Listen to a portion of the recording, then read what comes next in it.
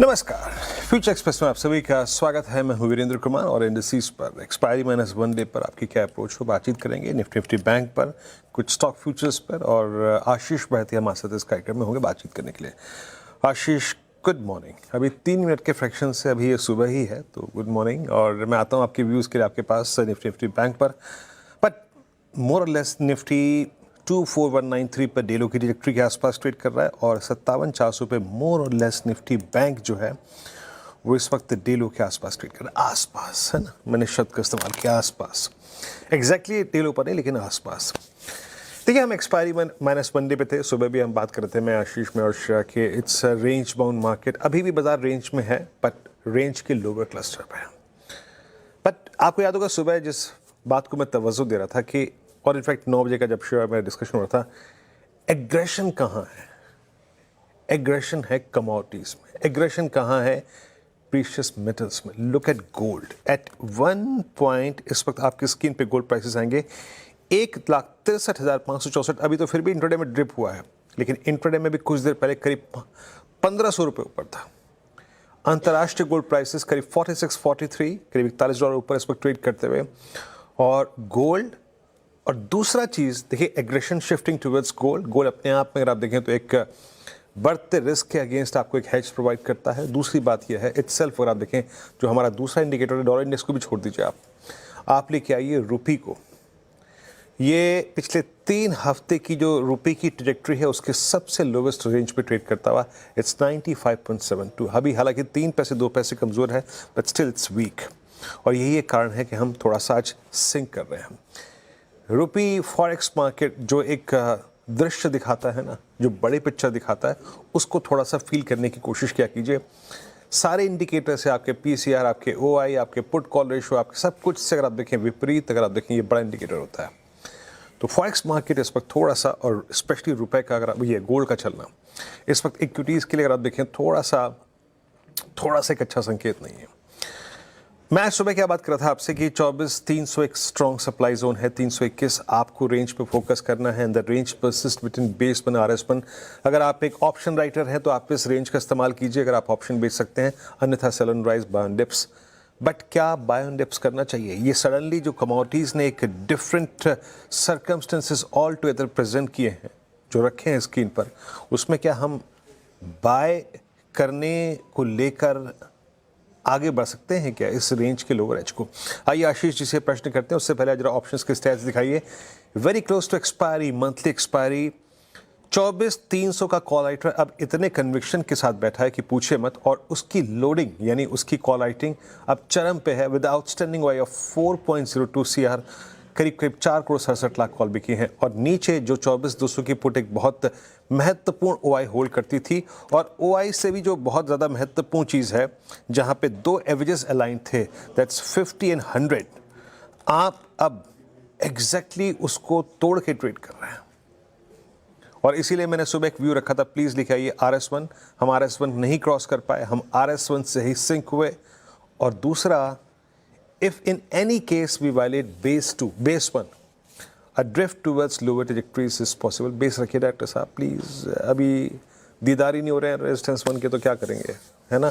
ये रहा 181, below this a slip towards base 2 is quite possible। और वैसे सर्कमस्टेंसेस कमोडिटीज़, वैसे सर्कमस्टेंसेस फॉरेक्स मार्केट दर्शाते हुए, दिखाते हुए। सो इन स्टैट्स में, इन पुट राइटर्स के स्टैट्स में, lack of put writer conviction, averages को सरेंडर करना, कमोडिटीज़ मार्केट का स्पेशली फॉरेक्स में, गोल्ड का और रुपी का ये बिहेवियर, कन्विक्शन के साथ मैं नहीं कह सकता कि we are going to hold this base 1 और नॉट। चांसेस हैं इसको वायलेट करने के। और same is the case with Nifty bank. Nifty bank में अब देखिए, इसे कैंडल रिवर्सल तो नहीं कहेंगे, कैंडल रिवर्सल की प्रॉपर्टी होती है हायर लेवल्स पे। बट आपने क्या करा, आपने 58,000 से RS1 पे एक रिजेक्शन आया। क्या था सुबह का लेवल, लेके आइएगा प्लीज़। अगर हम RS1 पे गए तो प्लीज़ अपने प्रॉफिट्स को कैश में कन्वर्ट कीजिएगा, प्लस RS1 की बात होगी, हाँ। और अगर ये नहीं कटा तो एक रिवर्सल आएगा टूवर्ड्स कहाँ, बेस 1 भी आया। और निफ्टी बैंक अगर बेस 1 को होल्ड नहीं कर रहा है, then a drift towards base 2 is possible. और उस वक्त शब्दों का जो इस्तेमाल किया था मैंने वो ये थे कि इन दैट केस आप जाएंगे और आप कंफर्मेशन लेके आएंगे 50 डेमा से, जो कि अलाइंड है आपका बेस 2 के आसपास, और वो चीज़ें नज़र आ रही हैं। आशीष, गुड आफ्टरनून। आशीष, आज फॉरेक्स, आज गोल्ड जो है ना वो थोड़ी एक डिफरेंट स्टोरी बयां कर रहा है। बाजार अपने आप को थोड़ा सा, अगर आप देखें, रिस्क मैनेज करने के लिए प्रिपेयर कर रहा है। सिंपली अगर आप देखें, इस बात का इंडिकेटर है ये। आप कैसे क्रूड के साथ रूपी, आप कैसे रूपी के साथ गोल्ड को देखते हुए निफ्टी बैंक पे व्यू कर रख रहे हैं इस वक्त? जी, गुड आफ्टरनून वीरेंद्र जी। अब तक मेरे ख्याल से रूट 90 और से 92 के रेंज के ऊपर ही रहेगा तब तक, तो निफ्टी के लिए ब्रॉडली नेगेटिव है। और जिस हिसाब से अब सेलिंग प्रेशर भी हम देख रहे हैं निफ्टी में, वो थोड़ा सा कंसर्निंग है। बैंक निफ्टी में तो मैसिव करेक्शन ऑलरेडी आ चुका है, और निफ्टी भी एक ये है कि 24,200 का एक स्ट्रॉन्ग सपोर्ट एरिया अगर ये टूटता है तो फिर यहाँ पे और गिरावट देखने मिल सकती है, जो कि 24,000 तक की भी लेवल्स दिखा सकते हैं। तो मुझे लग रहा है कि थोड़ा सा टाइम देना चाहिए, 24,150 के नीचे ही शॉर्ट करे, इन लेवल्स पे अभी शॉर्ट ना करे, क्योंकि काफी स्ट्रॉन्ग सपोर्ट के आसपास में निफ्टी मूव कर रहा है। 150 के नीचे अगर निफ्टी स्लिप होता है तो वहां पे शॉर्ट किया जा सकता है। 220 का एक स्टॉप लॉस लगाना है, 24,220 का, और 24,000 तक के लेवल्स देखने मिल सकते हैं। हाउएवर बैंक निफ्टी में अगर मैं वीरेंद्र जी बात करूं तो देखिए यहाँ प्रेशर बढ़ता हुआ देखने मिल रहा है, और जिस हिसाब से एचडीएफसी ने अंडर परफॉर्म किया जा रहा है कंटिन्यूसली, और इनफैक्ट अगर आप देखेंगे बड़े बैंक्स में आज एक्सिस ने भी और कोटक भी नेगेटिव काफी ट्रेजेक्टरी में ट्रेड कर रहे हैं। तो बैंक निफ्टी में फ्रेश इन लेवल्स पे शॉर्ट किया जा सकता है।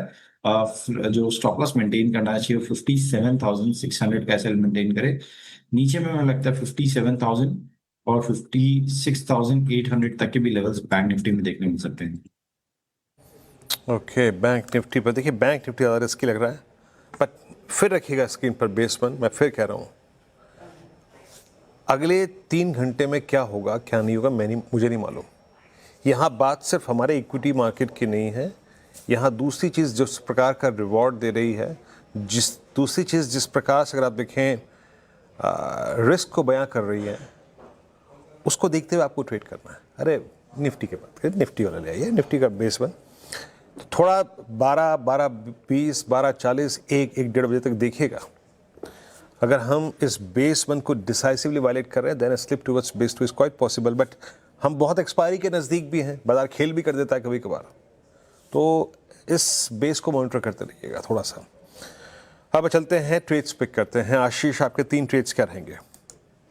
जी जी, मोमेंटम तो आज मेटल्स में ही है, तो मेटल्स से एनएमडीसी यहाँ पे खरीदारी की सलाह रहेगी। काफी अच्छा चार्ट स्ट्रक्चर बना हुआ है और सेक्टर टेलमेंट भी बहुत स्ट्रॉन्ग है पूरे स्पेस में। तो यहाँ पे 8450 ₹84.50 का स्टॉप लॉस लगाकर खरीदारी की जा सकती है।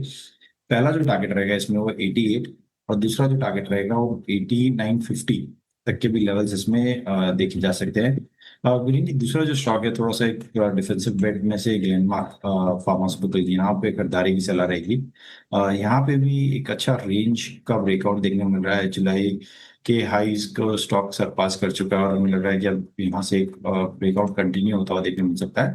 तो यहाँ पे खरीदारी की सलाह है। जो स्टॉप लॉस मेंटेन करना, 2200 का एसएल मेंटेन करे। ऊपर में जो टारगेट रहेंगे इसके, वो 2300 और 2350 दो लेवल्स ग्लेनमार्क में भी देखे जा सकते हैं। विनिंग की तीसरा स्टॉक जो अच्छा लग रहा है कोचिन शिपयार्ड। ये स्टॉक भी पिछले 3-4 दिनों के जो 3 दिनों की जो गिरावट थी, अब उसको अरेस्ट करके वापस एक ब्रेकआउट कंटिन्यू करता हुआ देखने मिल रहा है। तो यहाँ पे कोचिन शिपयार्ड में खरीदारी की जा सकती है। जो स्टॉप लॉस इसमें मेंटेन करना है 1475, 1475 का एसएल मेंटेन करे।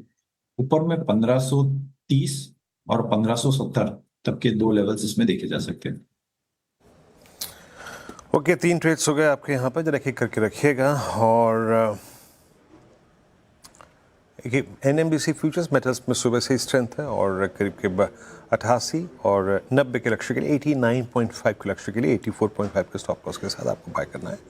और Glenmark pharma again flight to safety, करीब 2350 के लक्ष्य के लिए 2200 का स्टॉप लॉस, 2345 पर ट्रेड करता हुआ थोड़ा सा बड़ा स्टॉप लॉस है यहाँ पे। और कोचिन शिपयार्ड 1530 के लक्ष्य के लिए 1570 का यहाँ पर लक्ष्य है। एक काम करते हैं, हम एक ब्रेक लेते हैं। ब्रेक के बाद थोड़ा सा हम एक कॉर्पोरेट डेवलपमेंट में बात करेंगे। इनोबोरेक्स एंड केमिकल्स, इन्होंने अपनी पेरेंट कंपनी और अपनी प्रमोटर कंपनी जिंद्रॉक केमिकल्स के साथ मिलकर एक बार स्टॉक लेके आइएगा इनोबोरेक्स का। यहाँ पे एक वडोदरा स्थित क्रोनॉक्स लैब इसमें अगर आप देखें करीब करीब 64.26% स्टेक की खरीदने की अगर आप देखें तो एक हस्ताक्षर किए हैं। इससे बातचीत करेंगे, छोटे से ब्रेक के बाद हाजिर होते हैं। ब्रेक के बाद कार्यक्रम में आप सभी का स्वागत है। चलिए अब हमारे साथ इंडोबोरेक्स से जो खरीदार हैं उनसे भी बात करते हैं, क्रोनॉक्स लैब के। हमारे साथ सुरेश कालरा साहब एमडी CEO हमारे साथ मौजूद हैं। सर नमस्कार, कार्यक्रम में स्वागत है। इस डील के स्ट्रक्चर को देखूं 103 रुपये पर, और आपका जो क्रोनॉक्स लैब है ऑलमोस्ट 209 पे ट्रेड कर रहा है। ये बताइए, पहली बात तो ये भी आपका भी कार्यकाल बाजार में बहुत लंबा नहीं है और इनका तो अभी हाल की लिस्टिंग है, बट थोड़ा सा इस डील को समझाइए, है ना, इस डील को समझाइए। कब आपने ये कंपनी आइडेंटिफाई कर ली थी, डील स्ट्रक्चर कैसा होगा, व्यूअर्स को समझाइए। और प्लस एक होती है ना सिनर्जीज, ठीक है भाई, इस कंपनी का कारोबार, इसका प्रोडक्ट पोर्टफोलियो, इसका टॉप लाइन बॉटम लाइन मुझे फेवर करता है। थोड़ा सा इस डील के स्ट्रक्चर को समझाइए। ठीक है वीरेंद्र जी। सबसे पहले तो धन्यवाद, always good to be here. Indoborax जो है, इंडोबोरेक्स एंड केमिकल्स जो है, it's basically into boric acid और उसके डेरिवेटिव्स में। सो बहुत सालों से, बहुत पहले से लिस्टेड है, आई थिंक 1995 से लिस्टेड कंपनी है, 45 साल पुरानी कंपनी है। ये एक्वायर की गई थी अभी, जो हमने रिसेंटली किया है इसी साल जनवरी में, और इसकी ओनरशिप जो है, जो अब ये समझ लीजिए Zenrock chemicals as a promoter group and a lot of PSCs and high net worth individuals, उन्होंने मिलकर कंपनी खरीदी। सो हम लोग पहले ही इस कंपनी को, इंडोबोरेक्स एंड केमिकल्स को ऑलरेडी जो है एक्सपेंड कर रहे थे, पर साथ में हमारे पास में इंटरनल अप्रूवल्स थे, हमारे पास में अपना कैश है, एग्जिस्टिंग कैश बैलेंसेस है, और with some level of debt or of required some level of capital infusion from the parent company Zenrock Chemicals, हम लोगों ने क्रोनॉक्स की डील फाइनल की है। सो क्रोनॉक्स की डील फाइनल करने का कारण तो बहुत ही क्लियर था हमारे लिए, बहुत ही अच्छा, मैं शेयर करूंगा आपके साथ में। आपने क्वेश्चन भी पूछा।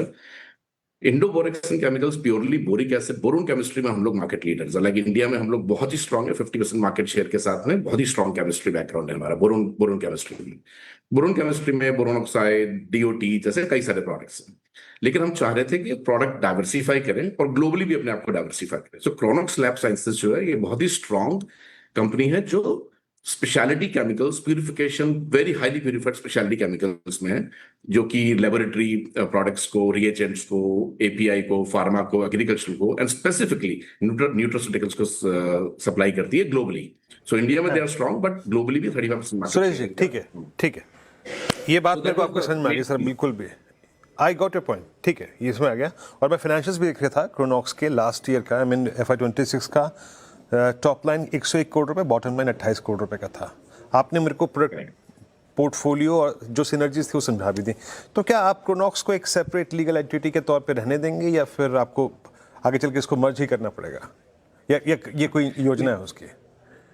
देखिए, अभी ऐसी कोई योजना नहीं है, क्योंकि अभी हमारा मेन एम तो ये है कि दो लिस्टेड कंपनीज हैं, दोनों के अपने स्टेक होल्डर्स हैं, और हम ये चाहते हैं दोनों के लिए long term sustainable value create करें। अब उसके लिए जो भी करना पड़ेगा करेंगे, लेकिन अभी इमीडिएटली जो हमारा फोकस है वो ये है कि कैसे दोनों कंपनियों को इंटीग्रेट करें in terms of leadership, in terms of market, in terms of geographical expansion. So जहां पे एक चीज स्ट्रांग है, जैसे इंडोबोरेक्स में हमारा परचेजिंग और सप्लाई चेन बहुत स्ट्रांग है, क्रोनॉक्स लैब साइंसेज में ग्लोबल मार्केट्स बहुत स्ट्रांग है। सो हम उनको इंटीग्रेट करके दोनों का बेनिफिट लेना चाहेंगे, ताकि सारे शेयर होल्डर्स के लिए बहुत वैल्यू क्रिएट किया जा सके, लॉन्ग टर्म के लिए वैल्यू क्रिएट किया जा सके। अब उसके लिए अगर कभी कुछ आगे, अभी ऐसा कोई प्लान नहीं है कि उनको दोनों को ऑफिशियली लीगल एंटिटीज को मर्ज करना है, नहीं करना। आई थिंक ये आने वाला वक्त बताएगा। चलिए ठीक है। अच्छा, ये क्रोनॉक्स के बारे में देखा था, इनके 185 प्रोडक्ट्स हैं। भाई आप इसको खरीद रहे हैं, मैं आपकी दूरदर्शिता को सलाम करता हूँ। क्रोनॉक्स के लिए लेट्स एज्यूम कि आप इसे एक सेपरेट लीगल एंटिटी के तौर पे कैरी करते हैं, क्या ग्रोथ देख रहे हैं आप इसके?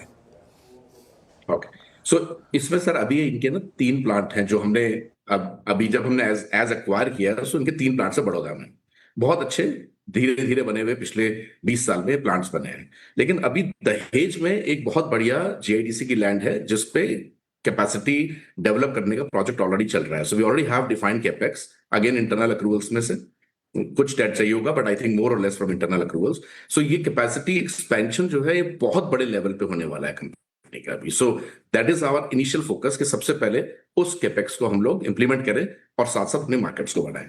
सो ग्रोथ प्लान्स क्रोनॉक्स के बहुत ही क्लियरली पहले से इंटैक्ट थे, और अब हम उसको एग्जीक्यूट करेंगे। स्ट्रेटेजाइज पहले थे, एग्जीक्यूशन हमारे एंड पे होगा।